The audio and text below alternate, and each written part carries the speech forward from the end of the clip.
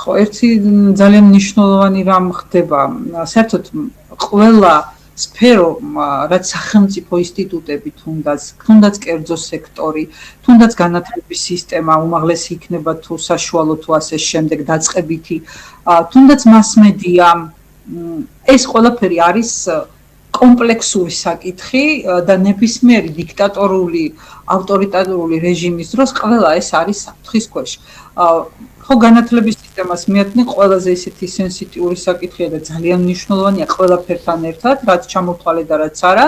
იგივე შეეხება, ახლა იღებენ დაჩქარებული წესით კანონს, თურმე მეწარმე, რომელიც პოლიტიკურ განცხადებას გააკეთებ, დაჯარიმდება, იმიტომ რომ მის სამოწარმეო საქმიანობაში არ შედის პოლიტიკური განცხადებები. ეს რას ნიშნავს? სიტყვის თავისუფლების შეზღუდვას. იგივე მედიასთან მიმართებაში.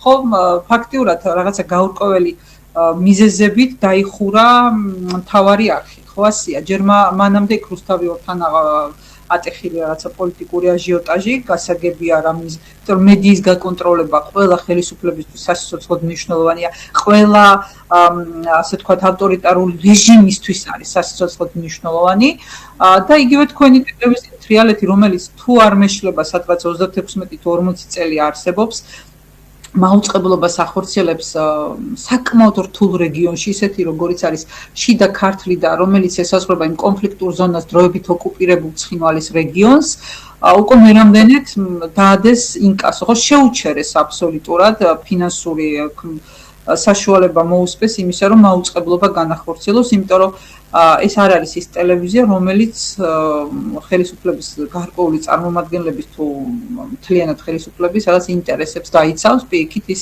ყოველთვის ცდილობდა და აღნიშნო, რომ საკმაოდ ისეთი ობიექტური გადაცემები იყო ხოლმე, ძალიან მძაფრი შეკითხვები იყო ხოლმე, რა თქმა უნდა ეს არ მოწონდათ და თუნდაც ის რეპორტაჟები, რომელსაც თქვენ კონფლიქტის ზონაში აშუქებთ ხოლმე და ამბებს რაც ხდება იმ ხალხის ცხოვრებაში, ეს რა თქმა უნდა მიუღებელია და შესაბამისად თავისუფალი მედია ის ახლა რაც ხდება, დაგვანახა, ალბათ უნდა მიხვდეს ჩვენი საზოგადოება, რომ თავისუფალი მედიის გარეშე, სიტყვის თავისუფლების გარეშე არ შეიძლება ქვეყნის და საზოგადოების განვითარება, იმის გამო რომ მე ტროტუარზე ვდგევარ და ვაპროტესტებ და საერთოდ ერთი ძალიან ამის გამო არ უნდა ვისჯებოდე, არც იმის გამო თუნდაც რომ სავალ ნაწილს გადავკეტა, იმიტომ რომ ეს ჩემი კონსტიტუციური უფლებაა, როგორც მოქალაქის, რომელსაც არ მომწონს ამა თუ იმ ხელისუფლების გადაწყვეტილება საქმიანობა, რომელიც ეწინააღმდეგება ჩემი ქვეყნის ეროვნულ ინტერესებს.